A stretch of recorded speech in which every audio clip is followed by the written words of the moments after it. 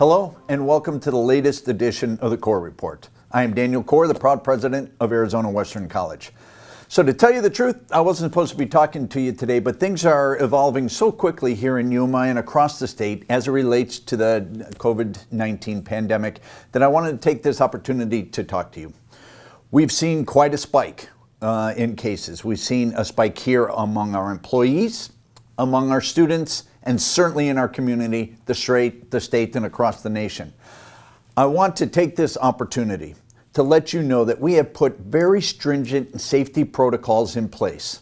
We worked long and hard from March through the summer to put these protocols in place to keep the students safe and to keep employees safe. Here's the problem. They are not being universally adhered to. Please, I'm asking you, we need 100% adherence to the safety protocols put in place. And we know what they are by now. We need to be wearing a mask at all times. We need to remain socially distant from each other, limit physical contact. We also need to stay home when you are sick, even just a little bit sick. We really do need to take care of each other. Because remember, the same two goals that we started this pandemic with remain in place today. We want to keep safe. We want to keep our students safe, our faculty, staff, the entire community safe, and we want to help our students achieve their educational goals. Those two overarching interests remain in place. Now, here's what we're going to do in response to the spike in positive cases here in Yuma. What you will notice between now, and I'm speaking to you on November 18th, a week before Thanksgiving, you will notice that we will be thinning the herd, if you will, in terms of the number of employees here on campus.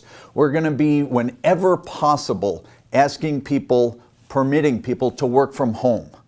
Now, that will not be all positions. It can't be all positions. If you find yourself in a student-facing position, you will likely be asked to continue to report to work each day.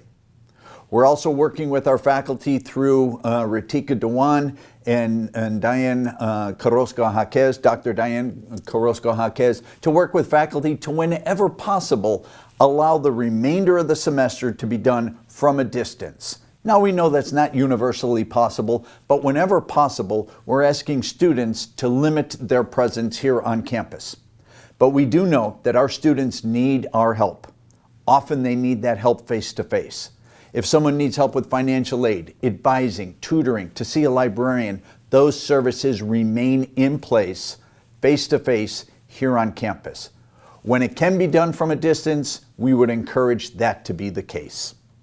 Now, we also know that as Thanksgiving arrives, followed by Christmas and New Year, there's going to be a lot of travel, a lot of large gatherings. We know that these are often the sources of outbreaks in our community and across the state. With that in mind, when we return to work in January after the holidays, again, very strategically, we will be having a soft open in some offices. If you work in an office that directly serves students, you'll return to work on January 4th as planned. If you work in an office that doesn't have direct contact with students, there may be a phased-in approach as you're asked to return to campus, perhaps on the 11th or even as late as the 19th after the Martin Luther King Day holiday. Again, our goal here is to limit the number of people on campus, yet have the people on campus that can directly serve our students. Now, let's have a talk about enrollment and as it relates to the budget.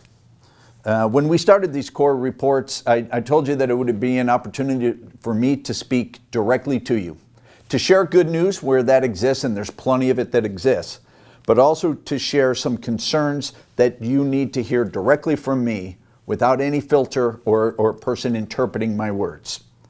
Enrollment for the fall semester was down about 13%.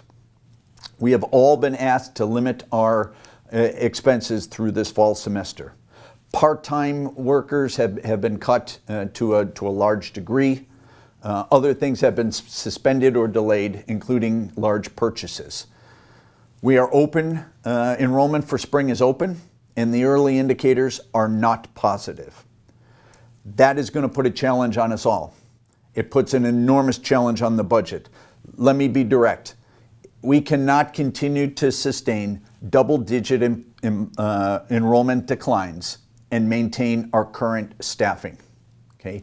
Ultimately, the loss of revenue associated with the loss of enrollment will lead to job loss. That is our very last approach. From the beginning of this, I said we are looking to protect all full-time employees of the college. It's really all our responsibility to do a couple of things right now. Remember, keep each other safe, follow the appropriate protocols, and do whatever we can to serve our students, to retain existing students, to recruit and enroll new students. It's dependent on us all to do that. I'm confident that working together, we will weather this storm. We will weather this recent uptick in positivity of COVID-19, and we will rebound in terms of enrollment. It really has to happen, and it has to happen as early as the spring semester. With that, I hope you have a wonderful Thanksgiving holiday. I hope you have wonderful time over the break to spend time with family, and know that I appreciate your efforts. At this point, by this point in the semester, we're always stressed. We're always a little tired by the end of the semester, and especially this semester, I know it's been extraordinarily taxing on us all. I appreciate your efforts. I appreciate all you do for this community and our students. And with that, it really is a great day to be a Matador. Thank you very much.